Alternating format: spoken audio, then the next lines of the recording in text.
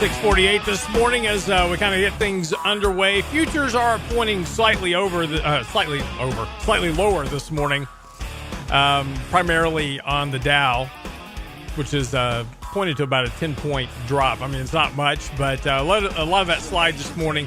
Boeing received a subpoena over the weekend. Apparently, there's some concerns over how much influence did Boeing have over the approval of the airplane when it was produced that was recently in the Ethiopian crash. So that is going to be one of the Boeing's down about 9 points right now, pre-market, retesting its lows around 370, which is where it initially hit right after the crash occurred, and concerns were about the impact to Boeing.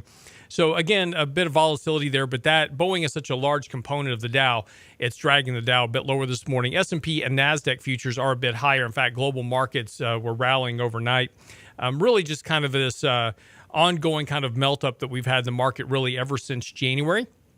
Following the rout that we had last year, has been a big rush to get back into equities over this idea of this reversal by the Federal Reserve, Jerome Powell in particular, becoming much more dovish in his outlook and his language, talking about potentially not hiking rates much more, if at all, beginning basically ceasing the reduction of the balance sheet later on this year.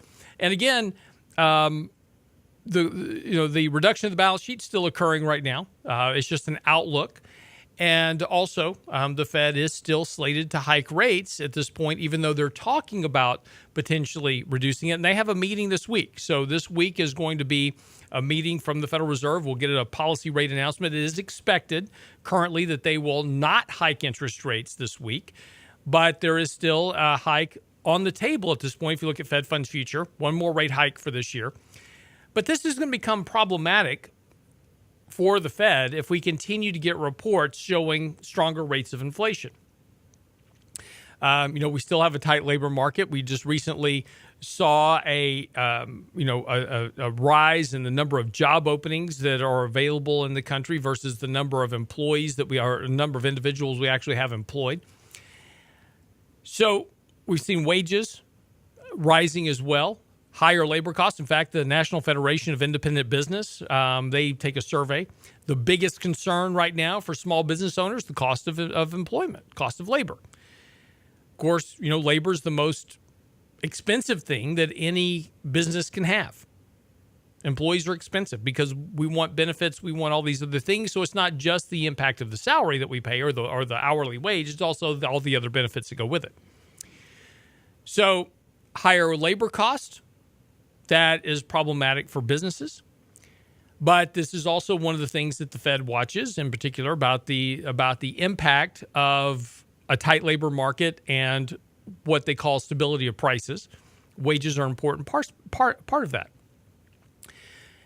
So this is going to potentially put the Fed into a bit of a box when you start taking a look at, well, we're going to stop raising rates here. We're fairly close to neutral. And we're going to stop raising rates, and despite the fact that there are still these inflationary pressures within the economy. So it's going to be interesting to see how the Fed tries to navigate this. That announcement is going to be this week. Everybody's going to be watching that in terms of the financial markets overall. Of course, the other big announcement that'll happen there in the next 2 weeks, of course, is what's happening with Brexit. Big concerns there, of course. Theresa May has survived so far battle after battle in terms of the whole Brexit vote issue, but that is one thing that is coming to a head here by the end of the month as we begin to get down to the final rung on how Britain will exit the Eurozone. And it's another week. There's another meaningful vote, another set of predictions about which way the pound is going to go, of course, depending on how this Brexit issue plays out. The political outcomes are now seen kind of further removing the threat of a no deal, which is the most dire of consequences, right? A no deal Brexit is the one thing that everybody's most worried about in terms of the impact to the global markets, the global economy. But the issue of currently, of course, is that they've got to get some deal done. And as we talked about with Simon Constable, who is a reporter for the Wall Street Journal, lives in the UK, he brought up this point that very likely we will see some type of last-minute deal cut to allow for a more orderly Brexit to occur. But again, even with that, the outcomes of that is unknown. And so over this next couple of weeks, there is a risk to the financial markets. There is a risk of something going wrong in that Brexit issue that spooks the markets on a short-term basis, could lead to a correction in asset prices. And as we talked about in this last weekend's newsletter, markets are very, very overbought currently. So it's probably a good idea to take a little bit of money off the table. We're almost back to where we were in January of last year. And so it's, getting back to even here. It's been a really fast rip higher.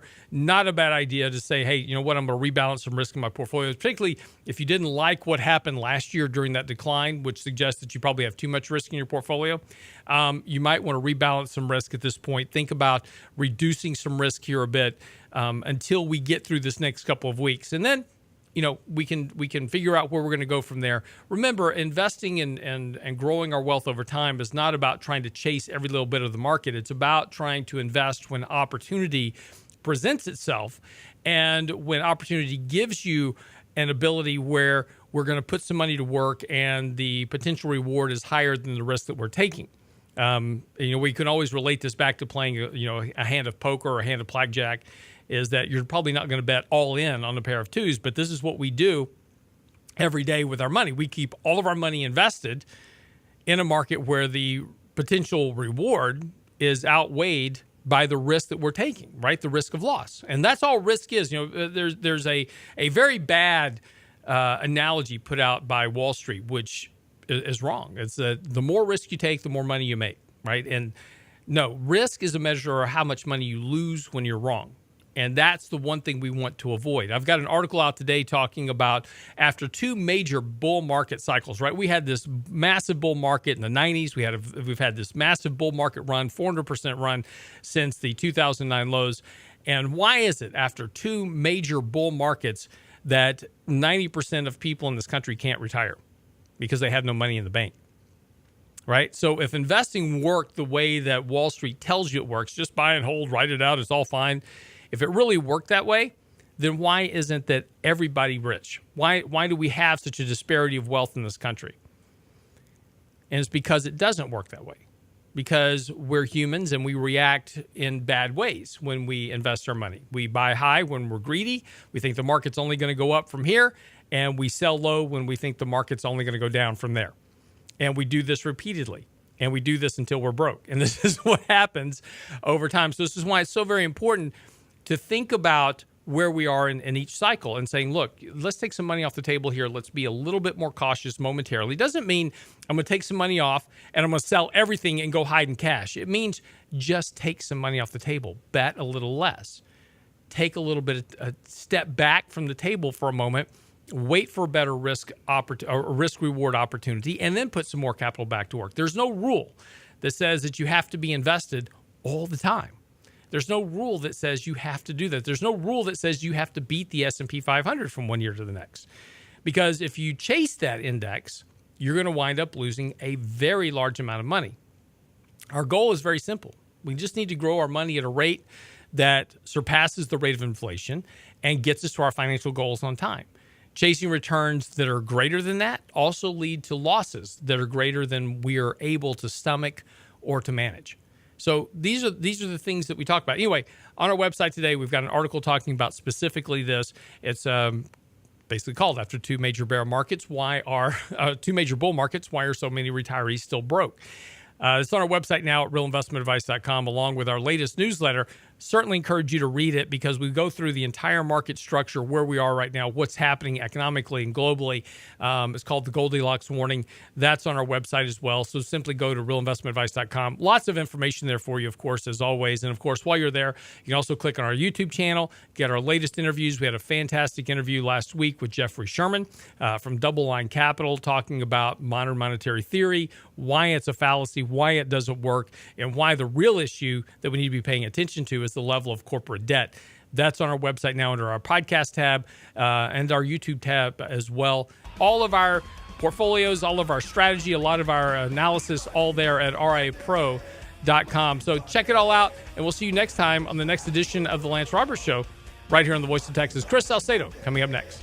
Always Sunday in a rich man's world.